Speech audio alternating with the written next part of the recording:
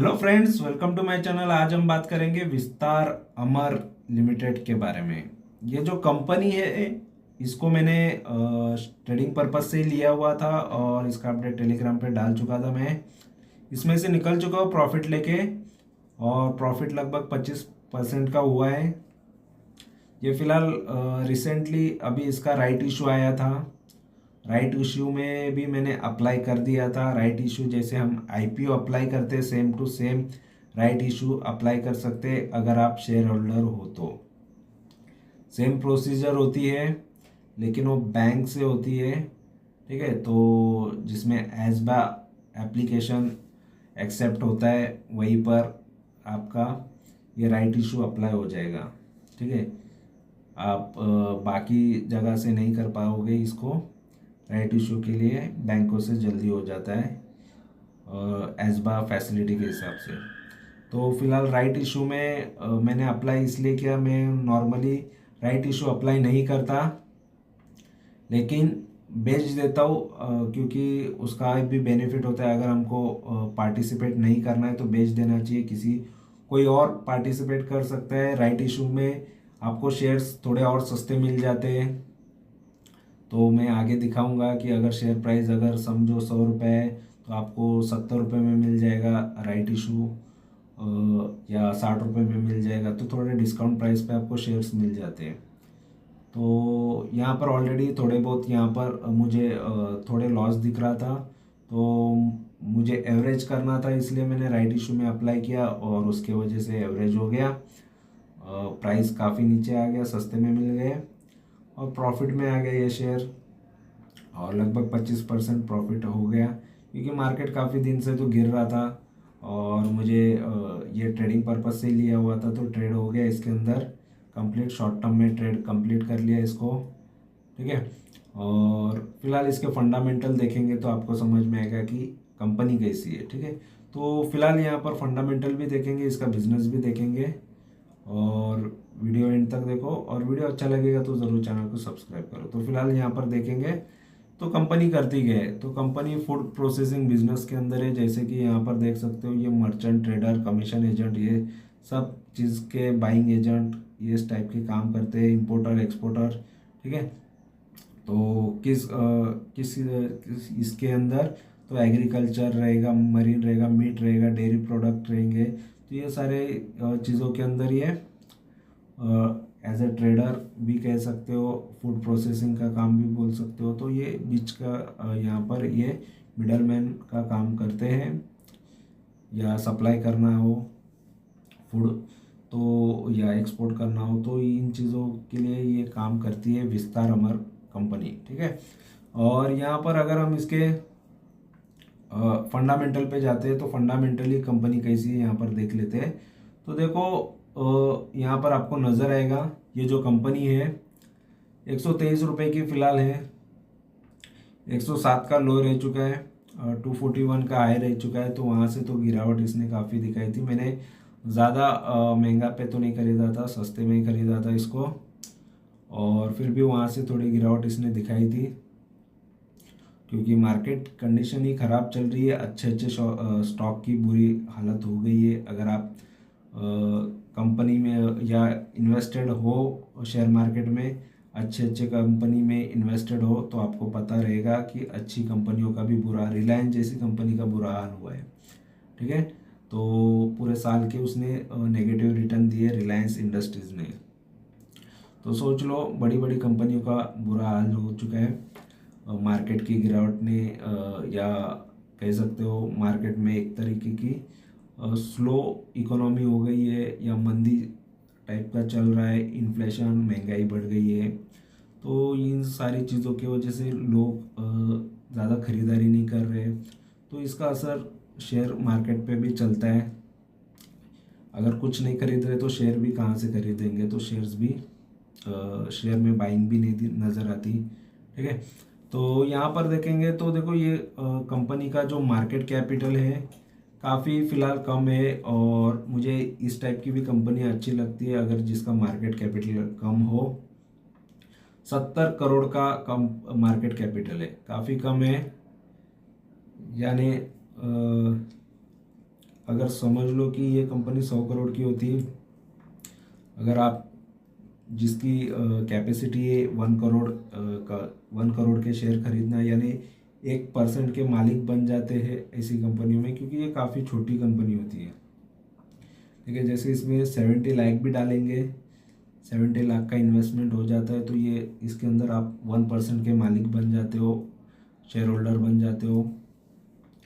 ठीक है, तो इसीलिए बड़ी से बड़ी इन्वेस्टमेंट ऐसे स्टॉक में कोई भी कर सकता है, अगर कंपनी पर आपको भरोसा हो तो। ठीक है, बाकी इतनी बड़ी कोई भी इन्वेस्टमेंट करने से पहले 10 बार सोचना ज़रूर चाहिए, क्योंकि रिस्की भी होता है। अगर ये कंपनी कल जाके नहीं चली या मैनेजमेंट में कुछ गड़बड़ी निकल गई, मैनेजमेंट ख़राब निकला, कंपनी बंद पड़ गई, तो उसके वजह से नुकसान आपका ज़्यादा हो सकता है।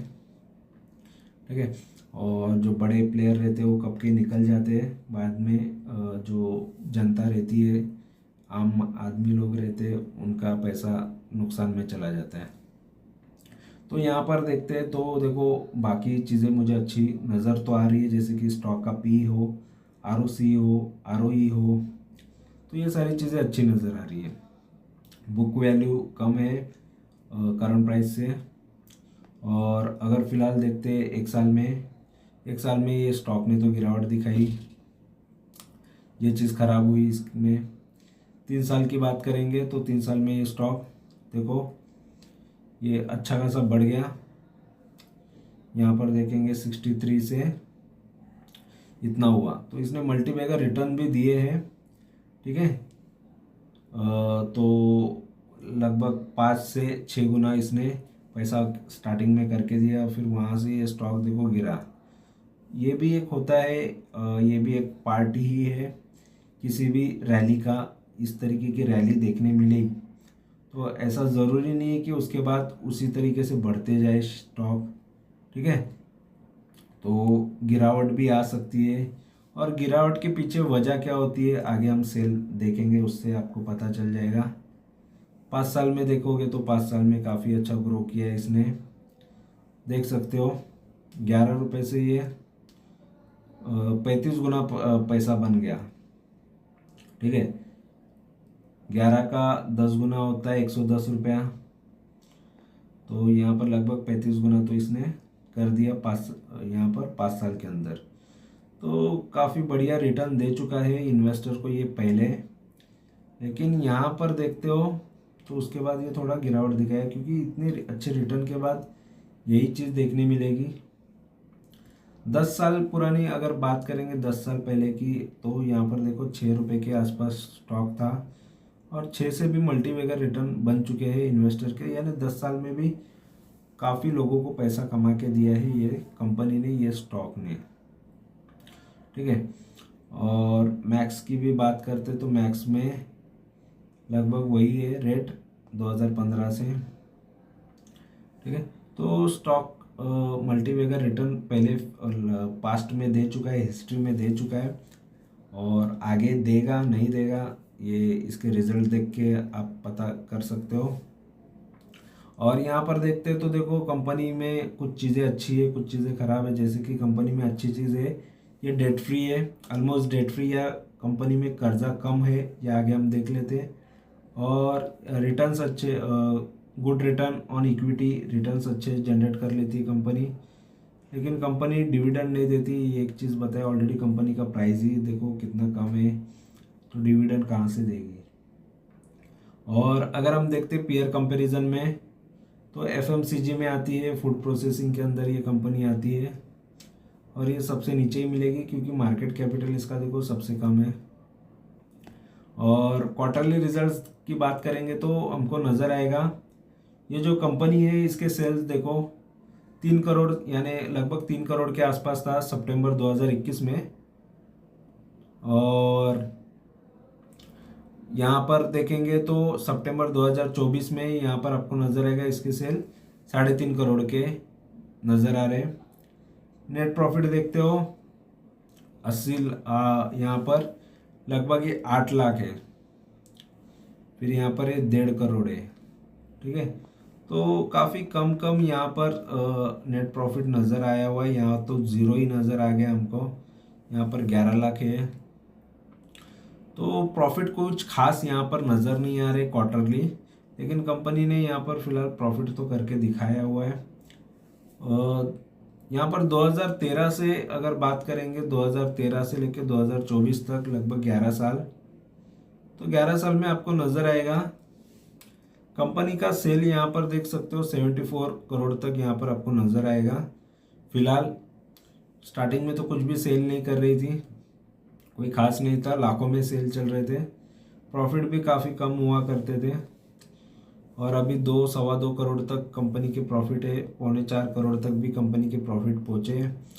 ठीक है, तो फिलहाल सेल तो करोड़ों में कर रही है, 70 करोड़ तक 75 करोड़ तक कर रही है, और उसमें से 3-4 करोड़ बचा ले रही है कंपनी फिलहाल।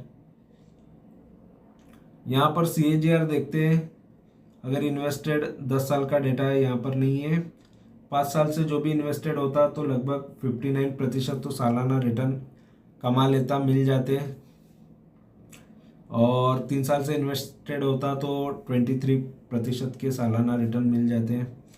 1 साल में इसने लॉस दिखाया है। और अगर हम यहाँ पर बैलेंस शीट की बात करते हैं तो बैलेंस शीट में आपको नज़र आएगा, जैसे कि यहाँ पर देख सकते हो रिजर्व 13-13.5 करोड़ का है, और बोरोइंग यहाँ पर 80 लाख की है।